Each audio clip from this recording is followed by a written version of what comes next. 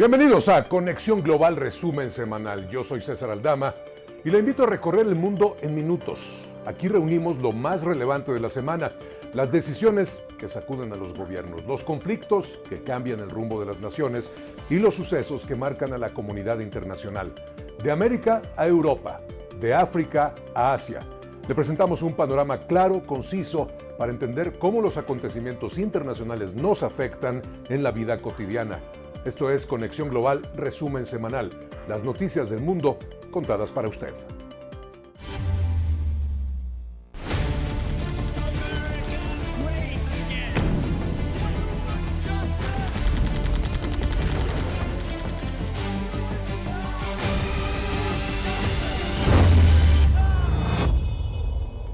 Europa endurece su política migratoria, ¿sí? Centros de retorno fuera del bloque, sanciones más duras a quienes no abandonen su territorio, en fin, cosas que ya habíamos escuchado por acá. En Jerusalén, este periodo, estos días pasados, policías israelíes asaltaron la oficina de la UNRWA, ¿sí? La representación para la ayuda humanitaria de las Naciones Unidas en la Franja de Gaza.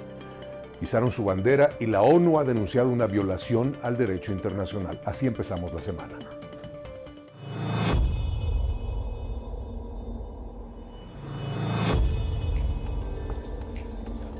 Países de la Unión Europea aprobaron el endurecimiento de su política migratoria que permitirá la creación de centros de retornos fuera del bloque para los solicitantes de asilo, cuyas demandas hayan sido rechazadas. Se contemplan además sanciones más severas contra quienes se nieguen a abandonar el territorio europeo. El paquete debe ser aprobado por el Parlamento Europeo antes de entrar en vigor. Strongly condemns the unauthorized entry into the United Nations Sheikh Jarrah compound held by UNRWA. Mientras, en Israel, policías israelíes asaltaron la sede de la Agencia de las Naciones Unidas para los Refugiados de Palestina en Oriente Próximo. En Jerusalén del Este, izaron su bandera y confiscaron equipo. La ONU acusó a Israel de violar derecho internacional y buscar deslegitimar su labor con refugiados palestinos. Así empezaba la semana. Las noticias de Israel no son positivas porque ya estábamos avanzando en el camino de la paz, o eso se decía. Atacar una base de ayuda humanitaria es generar una vez más desconfianza y mostrarle al mundo que sigue sin la intención real de una paz duradera. El martes la tensión se agudizó, pero ahora en Honduras. Esto tras las acusaciones de fraude electoral y los señalamientos directos por la injerencia de Estados Unidos.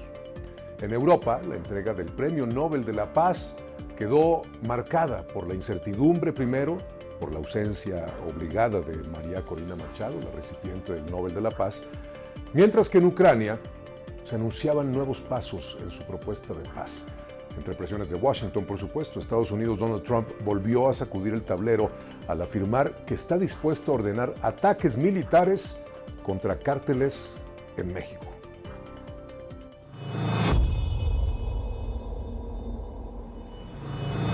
Tendríamos que considerar un cambio en nuestras políticas de cooperación con Estados Unidos. La presidenta de Honduras, Xiomara Castro, acusó una adulteración de los resultados presidenciales y denunció la injerencia del presidente estadounidense Donald Trump, quien respalda al conservador Nasri Asfura, hoy liderando un escrutinio marcado por fallas informáticas. Castro asegura que hubo amenazas, coacción y manipulación del TREP, mientras que el opositor Salvador Nasralla también denuncia ser víctima de fraude. La mandataria anunció que solicitará anular la elección. Y no voy a permitirles que organicen un nuevo golpe de Estado. En vísperas de la entrega de los premios Nobel en Oslo, el comité organizador canceló la conferencia de prensa con la ganadora del Nobel de la Paz 2025, la venezolana María Corina Machado. Se desconoce si asistirá a la ceremonia, ya que se encuentra oculta desde agosto de 2024 por órdenes de aprehensión en su contra.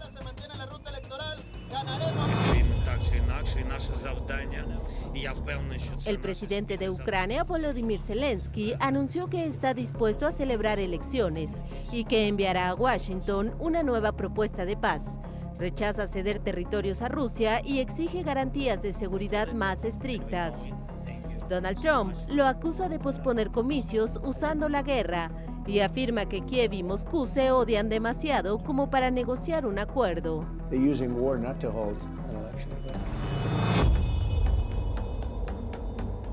Y en Estados Unidos, Donald Trump insistió que está dispuesto a ordenar ataques militares contra cárteles del narcotráfico dentro de México, tal como lo ha hecho contra embarcaciones en el Caribe y en el Pacífico. En entrevista con Dasha Burns, de Político, respondió: sí, yo lo haría. Al ser cuestionado si consideraría operaciones en México y Colombia por el tráfico de fentanilo. Evitó detalles, pero insistió en que podría ampliar acciones militares en la región, aunque aseguró impulsar una agenda de paz.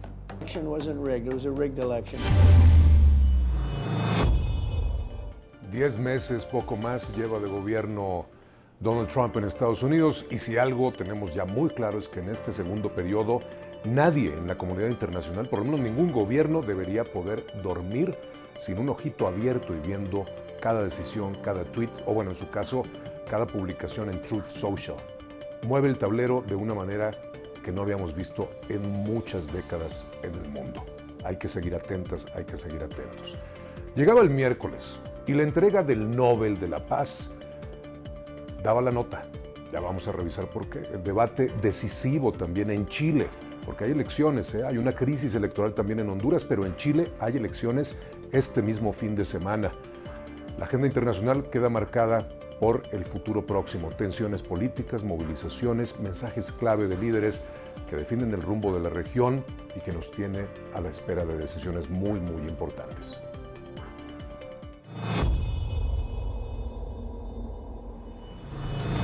Here on behalf of my mother, María Corina Machado. Ana Corina Sosa, hija de la opositora venezolana María Corina Machado, recibió el Premio Nobel de la Paz 2025 en nombre de su madre, quien no pudo asistir a la ceremonia por motivos de seguridad. El presidente del Comité Noruego del Nobel señaló que Machado se encuentra a salvo y que llegará a Oslo en los próximos días.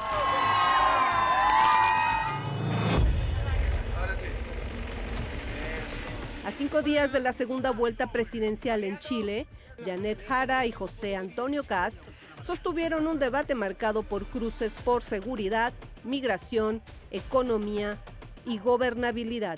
Jara, de izquierda, cuestionó contradicciones de Kast, quien cometió errores en cifras y defendió un modelo presidencialista. Aunque Jara ganó la primera vuelta, las encuestas dan ventaja a Kast, apoyado por la derecha tradicional en un escenario de profunda crisis política. Pero vivimos un proceso marcado por amenazas, coacción, manipulación del PREP y adulteración de la voluntad popular. En Honduras, el escrutinio preliminar permaneció paralizado tras haber alcanzado casi el 100%, lo que provocó protestas masivas y acusaciones de fraude. La presidenta Xiomara Castro habló de un golpe electoral y afirmó que la jornada del 30 de noviembre estuvo viciada de nulidad. Su esposo Manuel Zelaya llamó a movilizarse y simpatizantes de Libre bloquearon puentes en la capital, mientras crecía el rechazo a lo que llaman injerencia de Donald Trump y de la embajada estadounidense. Lo ha hecho y lo ha dicho incluso públicamente sin mayor reparo. Donald Trump sí intervino, sí tiene un candidato favorito, así que si eso es delito, pues entonces ya vayan cancelando las elecciones. Si no tienen ese poder, en Honduras se va a tomar o se va a ratificar una decisión que puede quedar manchada por mucho tiempo. ¿Y qué tal el otro tema? Venezuela.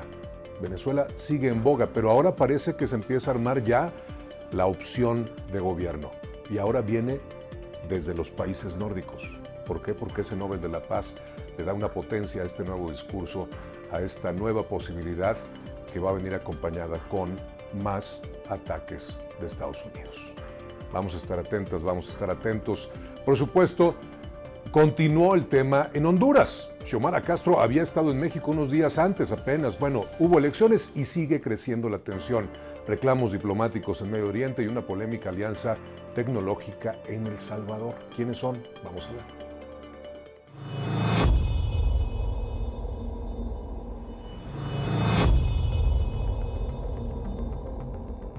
El escrutinio especial de las elecciones presidenciales en Honduras podría iniciar en medio de denuncias de fraude, actas con inconsistencias y un empate técnico entre Nasri Asfura del Partido Nacional y Salvador Nasralla del Partido Liberal. El Consejo Nacional Electoral reportó fallas en su sitio web y retrasos en el conteo, mientras consejeros estiman que la revisión durará al menos 3 días. Asfura mantiene una ventaja de poco más de 42,000 votos en una jornada señalada como golpe electoral e interferencia por parte de Donald Trump.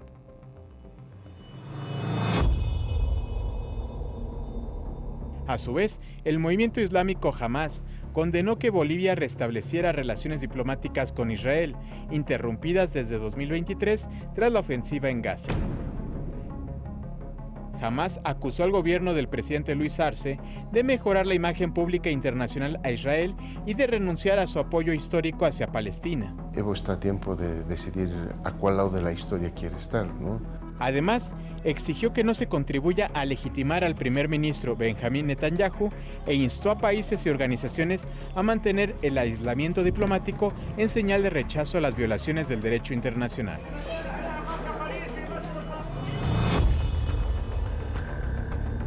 Y en El Salvador, el presidente Nayib Bukele y el empresario Elon Musk anunciaron una alianza para introducir Grok, la inteligencia artificial de la red social X, en las escuelas públicas.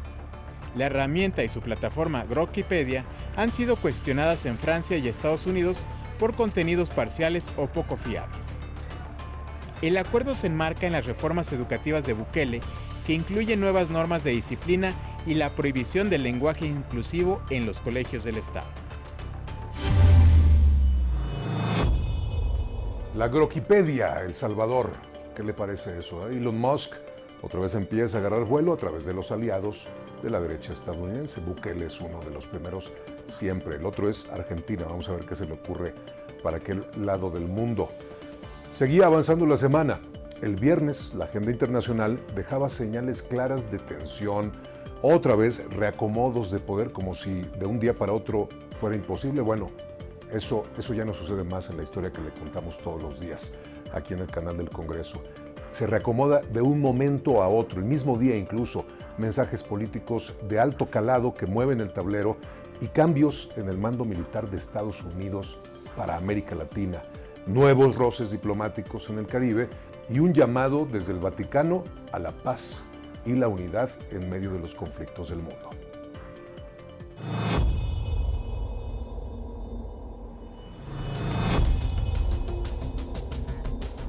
Este viernes, el teniente general Ivan Petus asumió el mando del Comando Sur de Estados Unidos, responsable de las operaciones militares en América Latina y el Caribe, una región donde Washington ha incrementado su presencia bajo el argumento de combatir al narcotráfico. Petus, general de la Fuerza Aérea, quedó al frente del despliegue militar en el Caribe y de los polémicos ataques contra presuntos traficantes, en sustitución del almirante Alvin Ball Halsey, quien se retiró tras 37 años de servicio en medio de versiones sobre desacuerdos internos por el rumbo de estas operaciones.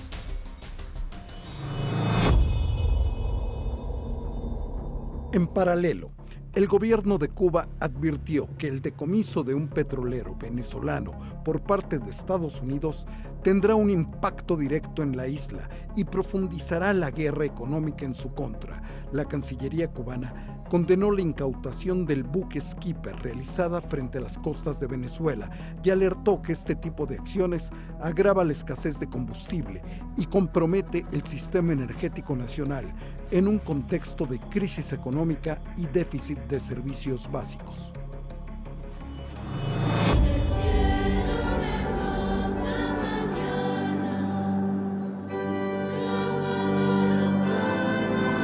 Y desde el Vaticano, el Papa León XIV presidió la misa por la fiesta de la Virgen de Guadalupe, donde elevó una súplica por la paz, la unidad y el fin de los conflictos actuales.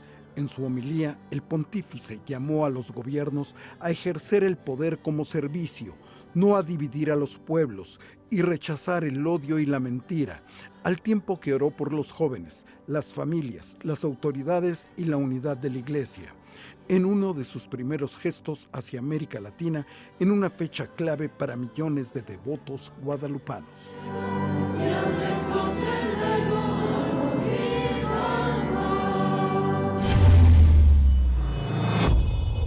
Otro gesto muy importante del Papa justo ese mismo día, el viernes, fue una llamada con Claudia Sheinbaum. ¿Sí? El tema, bueno, la paz, la colaboración internacional, el respeto a los derechos humanos, la compasión y la Virgen de Guadalupe. Ojalá esto traiga algún efecto positivo a la política internacional. Ya lo veremos con su paisano, con Donald Trump, que es quien por el momento nos tiene con todas las miras puestas hacia allá. ¿Y qué tal lo de Venezuela? Ya incluso confiscando petróleo directamente, abiertamente, desafiando toda posibilidad de que se aplique el derecho internacional. Está por encima de eso. En fin, así concluye la semana que estuvo marcada por conflictos otra vez, diplomacia, ya lo ve usted, nuevas alianzas.